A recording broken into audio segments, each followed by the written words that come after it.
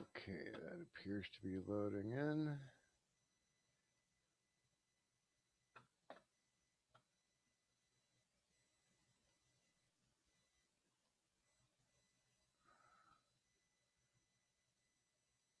All right. Excuse me, live on the YouTube. Got that. All right, we are 7 o'clock. We usually give it till about 2 or 3 minutes after to give folks a chance to join in. So bear with us for a couple of moments, and we'll get started shortly.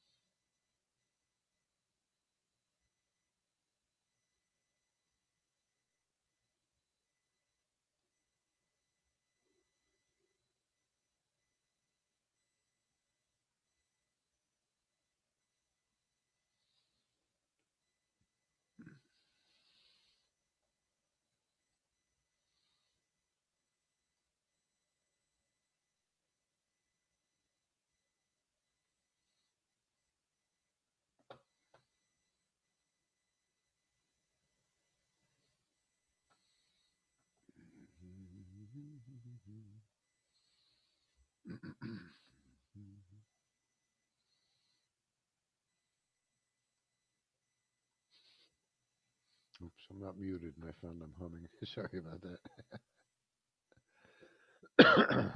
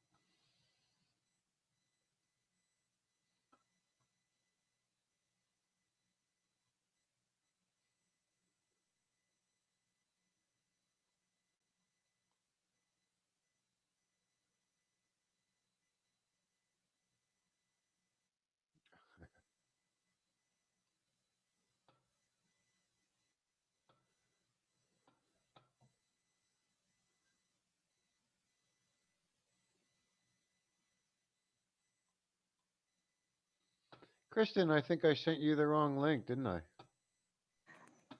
I was having a little bit of trouble. Sorry about that. You're fine. I'm scrolling back here trying to find. I don't actually see the monthly. Oh, there it is, way back there. I'm gonna send that again to Karen on that same thread.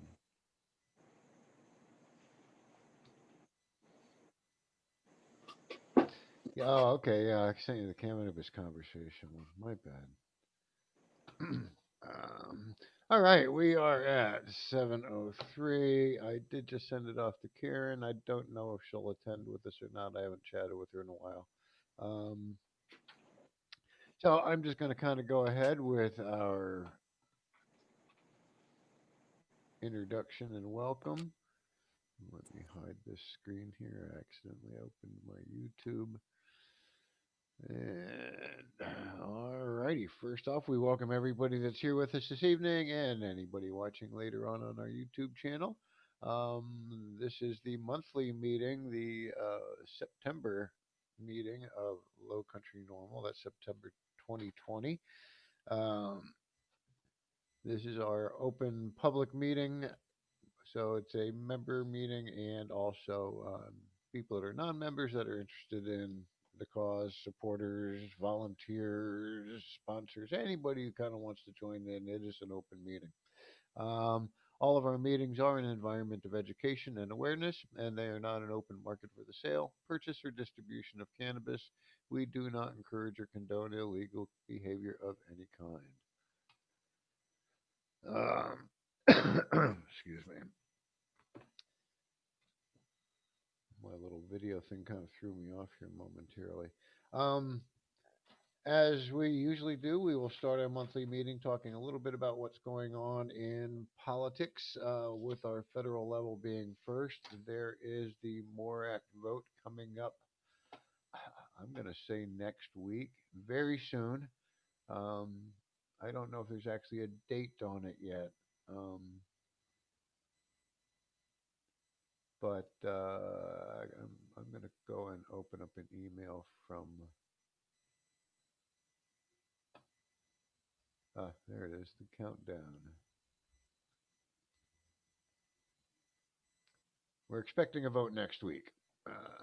So again, expecting is not a guarantee that we'll have a vote next week, but we're expecting a vote next week.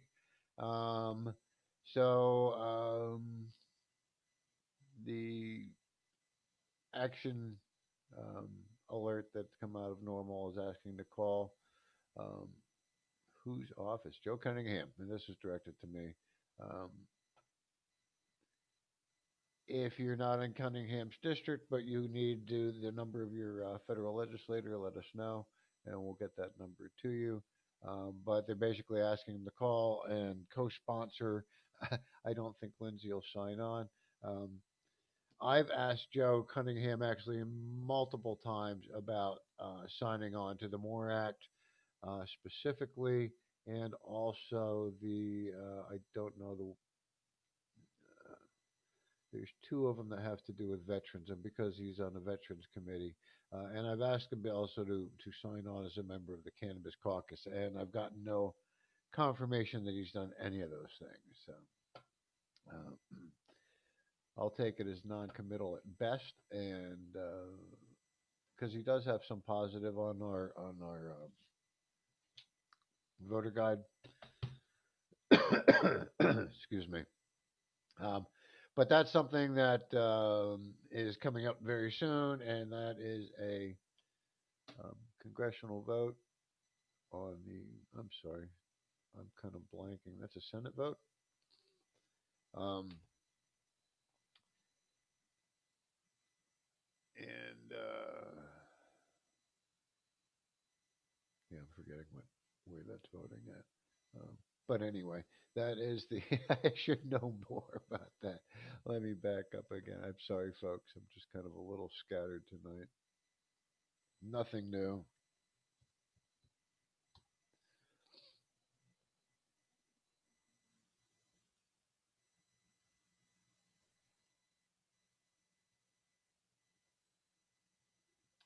House. No, I'm sorry. That's what I needed to do. That's going to be a House, and we doubt if we'll see the Senate floor to get a vote. But you can always wish. You can always hope. There's miracles have happened, and who knows? It'll still be, I believe, active after the election. Well, I don't know when everybody kicks into office. But that would be a good thing, and that's supposed to be coming up next week. So we definitely want people. If you are in Cunningham's office, call him and ask him to sign on as a co-sponsor. The more people we get signed on, the better chance it has of passing the vote. Um, also, that's actually the big news federal level. So I'm not going to go in a whole bunch of other stuff on federal level right now. I'm just going to do a real quick perusal.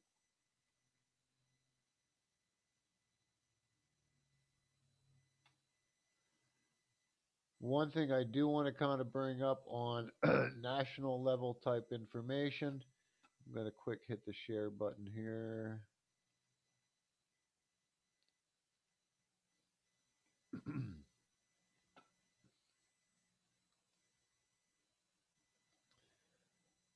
NORML National's website. I need to back up a little bit from where I'm at, which is normal.org. Now has an election button. This will be an active button. It is basically normal.org/election, and this is Normal's Election Central. This is a place to kind of keep an eye on what's going on, especially in states that have ballot initiatives going. So you'll see the ballot initiatives here. You can jump to presidential candidate information there. And there is, I forget what state it is. There's one state that if they vote positively, they will pass both medical and recreational at the same time, which would be the first state to have done that. So we see. I don't know which state that is offhand. Medical use. These are adult use.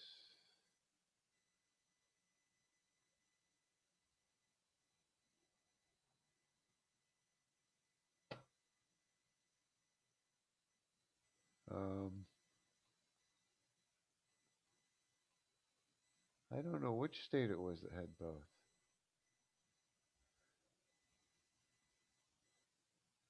Anyway, election sexual. The other one I've been working on and trying to get updated is the Smoke the Vote page, which is the vote.normal.org.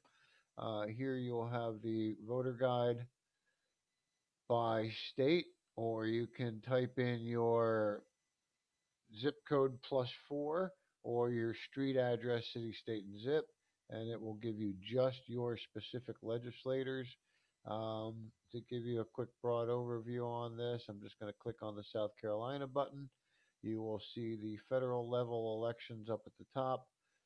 You will see a grade for each candidate if we have information on them, and maybe you will see some tags that are highlighted on their position.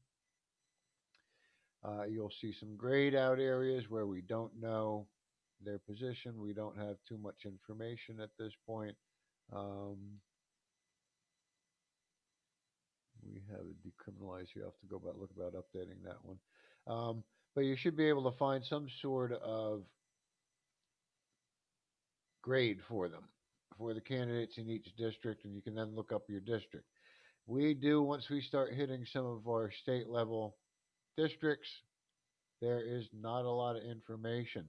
So what we have done this past week, and anybody who sat in on our Sunday meeting, I'm sorry if I'm repeating myself, but we have started a letter campaign through Action Network.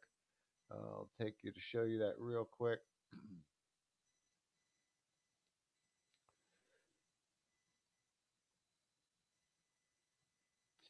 And that is basically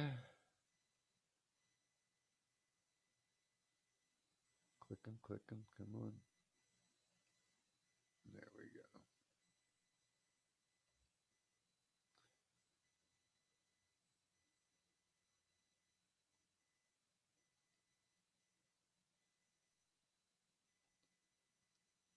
This is where somebody would come when they would get sent to our link. You'll see the link that we're using right up here up top. Action Network /letters /ask your legislators what their position is on marijuana law reform.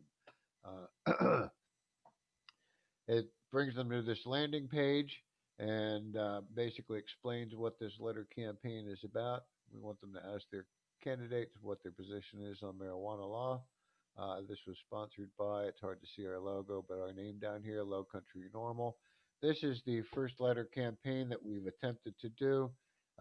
So anybody that's watching or listening or members that have suggestions on letter campaigns as we move forward, um, let us know. We will definitely see if we can get them functioning.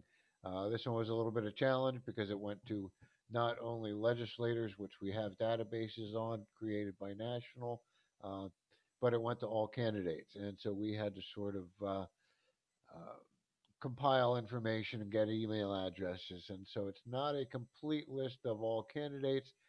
Many of them we had a hard time finding email addresses. We may just have gone ahead and messaged them the candidate questionnaire directly.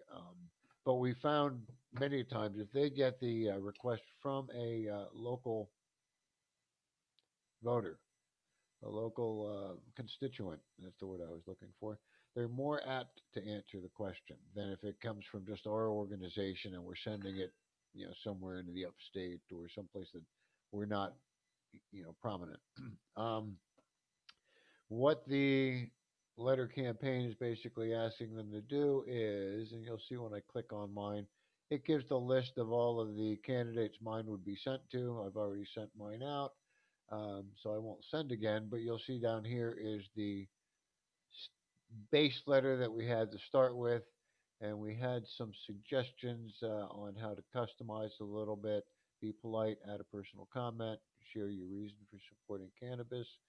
uh, I actually modified mine a little bit, saying that I'm sending this out to all the candidates. You may have received this multiple times. I apologize for if you have received it multiple times, but yeah, and then it goes into, as you know, marijuana question has become a major issue. Blah blah blah. You can modify this section any way that you'd like, and then hit the send button.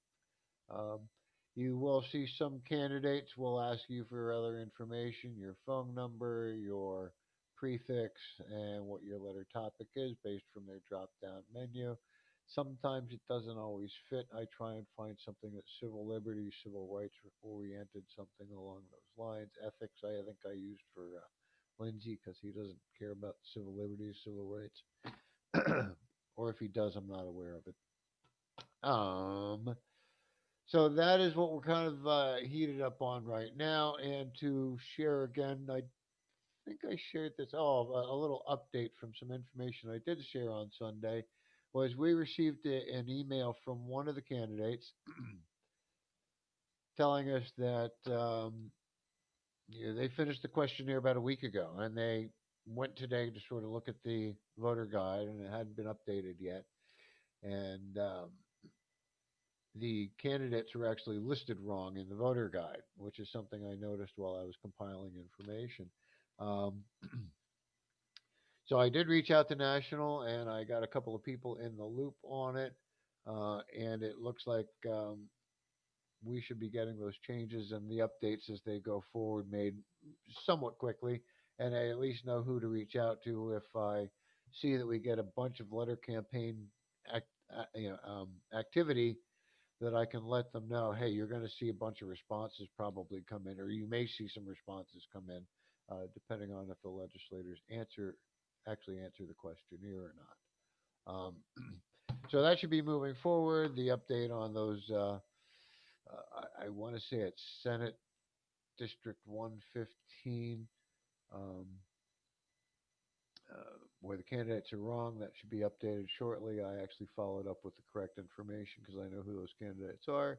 Uh, and that's our big drive right now. So NORML's activity right now is working on our voter guide, trying to compile that information, get that questionnaire out there to our legislators, and the candidates, mind you, all the candidates.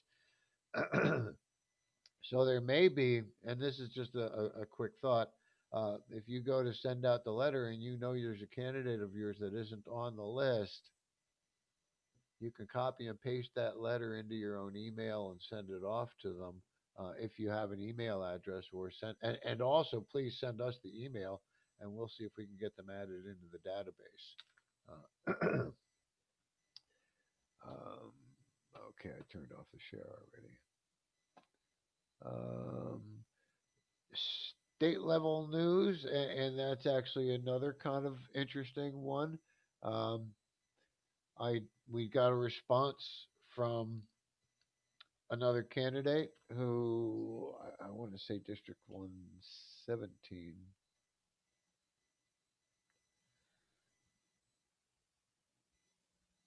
and I don't even remember.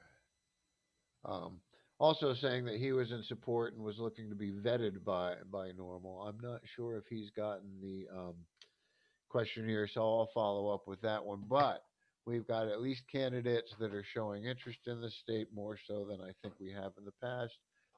So I think this is a good direction for us to put some of our organization's efforts at this time. Um, as I mentioned on the Sunday call, um, as we get closer to the elections, hopefully we'll fine tune this information and uh,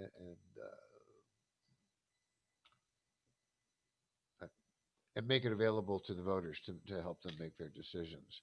Um, Not everybody's an issue voter, but we're hoping that this issue does help sway some people because we're watching state after state after state across the nation moving forward with their marijuana legislation in some manner or another, making decriminalization and at least medical use, that kind of stuff, um, and a lot of the current South Carolina politicians aren't interested of really even discussing it for the most part. So it's nice to see there's a bunch of candidates on board. There are actually some legislators that are pro or that are open to discussion. Um, Otherwise, at state level politics, there's not a whole lot going on. I know I've seen Senator Tom Davis, who is the author of the Compassionate Care Act, um, was out doing some speaking and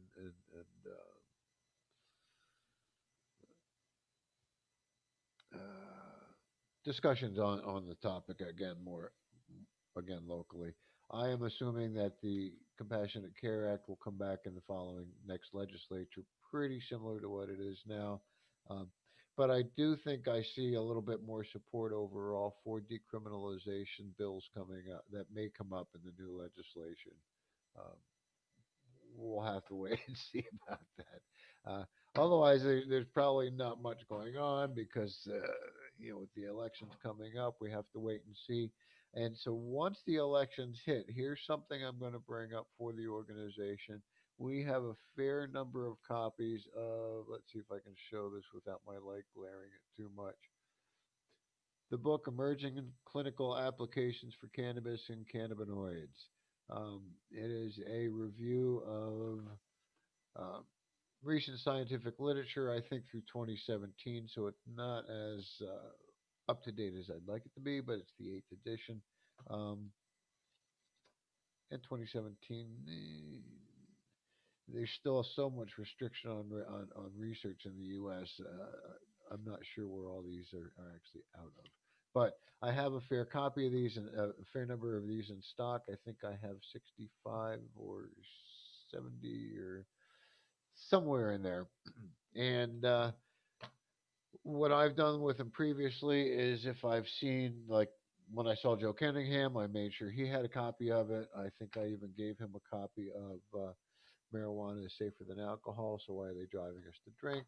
Um, and a few others I've given this to, but I'm seeing some change in some attitudes. I even saw like a change a bit from Sandy Sen, who's been pretty much against unless the FDA approves.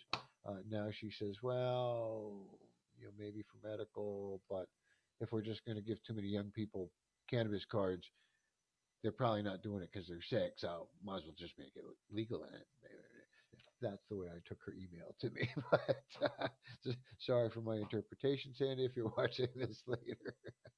Uh, but I don't know if I've shared this with her for a couple of years, so I would probably again want to share another one out. My thought would be, and I'll ask you all for your input at some point if you'd like, to make this a campaign as we roll into the new year and the new legislature, where we can ask our members and our followers to contribute $10 per book, which is the cost that NORML National sells them out on their website. Um, and we'll, if they give the $10, we'll ship it to their legislator, um, that kind of thing. I don't know if maybe we can give a discount on that or not. If they do it to a number of legislators, I'd be willing to because we get a discount on the books if we buy them in bulk. Um,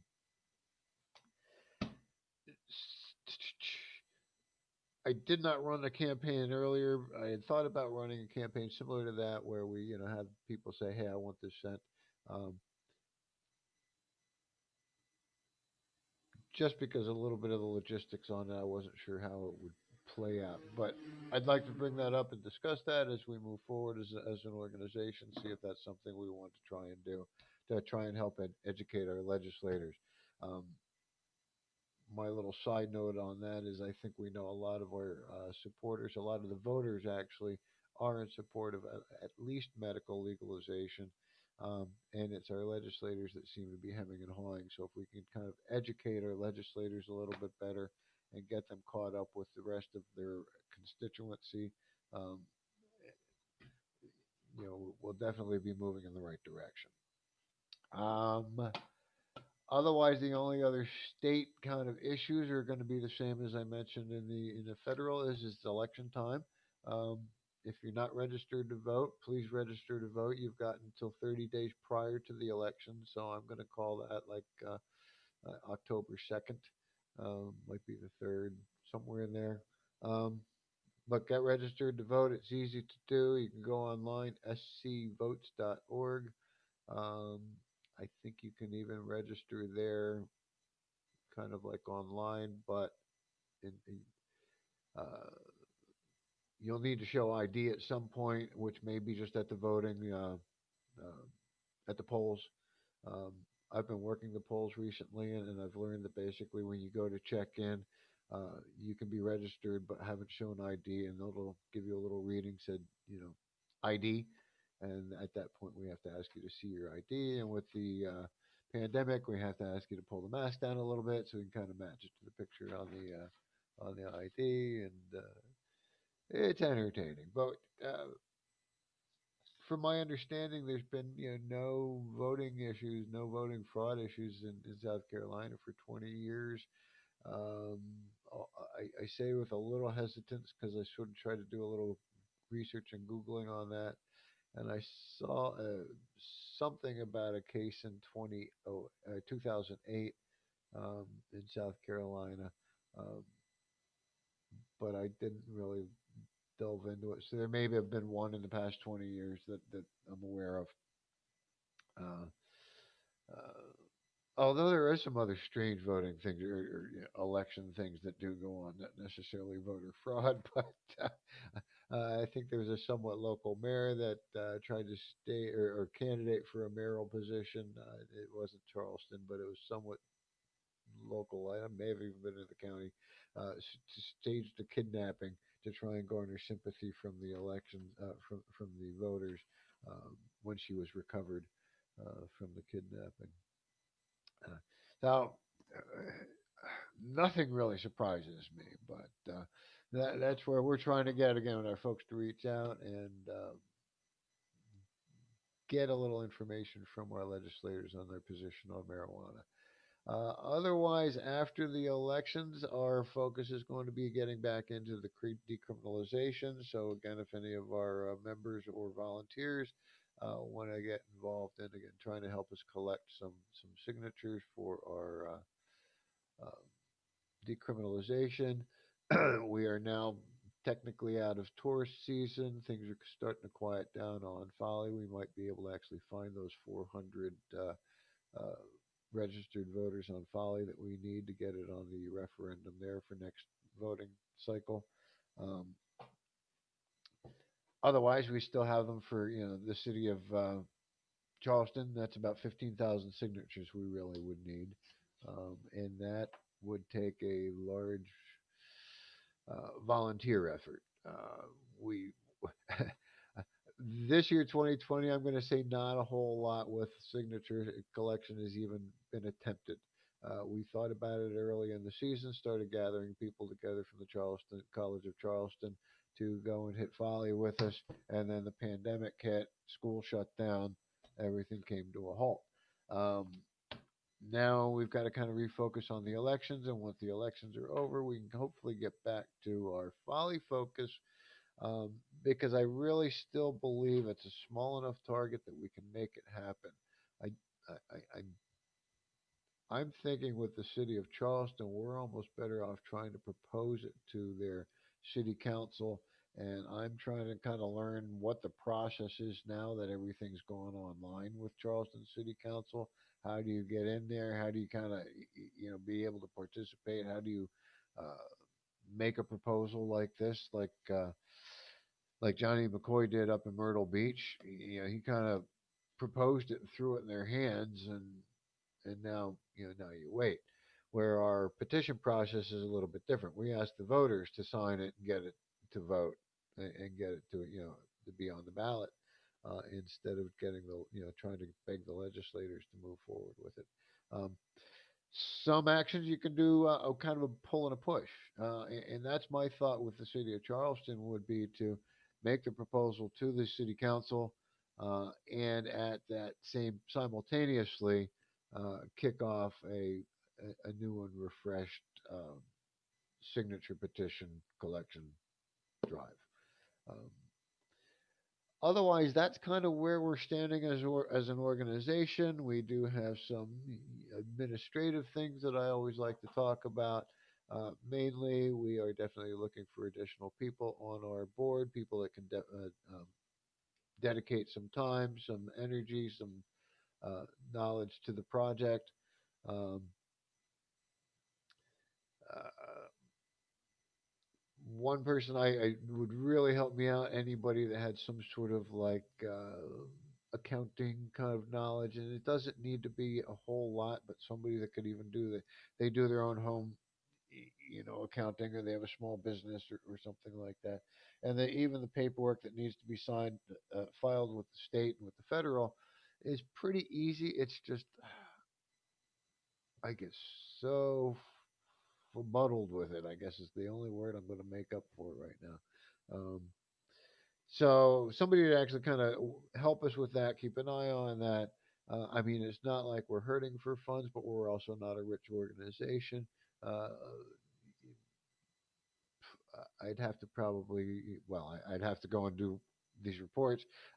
My guess is 2019, we took in about $2,500 in donations. Um, and we've currently got, I think, uh, I'm going to say around 700 in the bank. We it's coming to the time where we would make our national or no, donate or excuse me, our annual donation to national. Um, I historically have tried to keep it at about 10%. Um, so previous years we've been about $200. But once I get this balance out, and this year's been a little different with the pandemic because we haven't been out doing a lot of our booth activity, and that's where we'd also sell a lot of, sell our T-shirts, get some donations, things like that. Uh, but financially, pretty good. I think we're going to do our historic $200 donation to national, and move that forward, um, uh, check that obligation off of our list because that's one of the obligations we have as a chapter is to make an annual donation. Uh, Being the small organization we are, we're not making huge donations like some of the organizations that might be. Well, I wouldn't even say any of them make huge donations, but uh, definitely larger memberships like in Virginia or in LA. They have much larger memberships than we do. Um, their boards are multiple times larger than ours, with I'm going to say people for different subjects, a political advisor and our director, and all this different stuff. Uh, Love to get some more of that support going on here, so I'll backtrack around to that one more time. Anybody who wants to volunteer on our board or do other volunteer work, we're always here. Um, that's most of my chatter for the night. No upcoming events. That's usually how I would end our meeting, is to talk about any upcoming scheduled events, and we don't have anything. There's not gonna. I mentioned to Kristen, who's on with us this evening, about. I missed even just having our monthly meeting at T-Bone's Grill and Grill, where we could sit around and have a bite to eat and have a beverage together, and talk about what we were going to do. So I'm kind of pining for those days at the moment. We'll have to see how things roll forward in 2021, and see if we can get back to some more actual on the street activity. Um, and your suggestions are always welcome for that. I'm going to open up the floor if anybody's interested or has a comment on anything I've talked about tonight. Um, I um, don't have a comment necessarily on what we've been chatting about, but I was curious if you were still hoping to send out that email regarding like just to all of the people on our email list with our letter campaign. Yes, yes. I didn't want to send it out before today's meeting. I should have probably sent it with. Did you have anything with today's meeting attached to it? Um, I'm not sure. Do you mean like a Uh, letter? just a reminder of today's meeting. Oh yeah, Because I don't. If there was one on there, I didn't actually go and look at it today. I kind of got sidetracked. Um, but yeah, I have one scheduled to go out tomorrow on Buffer about the letter campaign, and I will then follow up because I did get your message on that one. I will go up and format that one to go out perfect. because I thank you for that reminder. Actually, I kind of spaced a little bit on that today.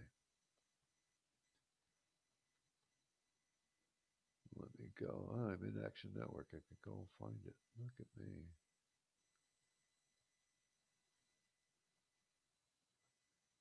Let's see.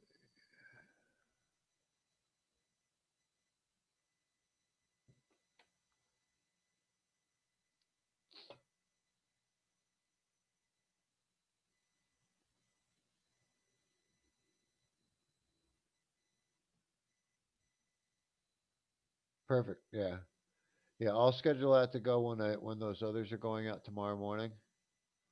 Um, and we'll get them all out kind of at the same time and do one big blast and see if we can get that counter to click a little bit more. Perfect. Sounds good. Okay. Thank you. Appreciate that. All right. Well, that's our monthly meeting wrap up for now. As far as the normal low country normals process, if you have any questions, comments, so you can always reach us at lowcountrynormal@gmail.com or visit our website at normalsc.org. Um, Otherwise, I'm going to call it a meeting and thank you all for joining me. Have a good night. See you next month.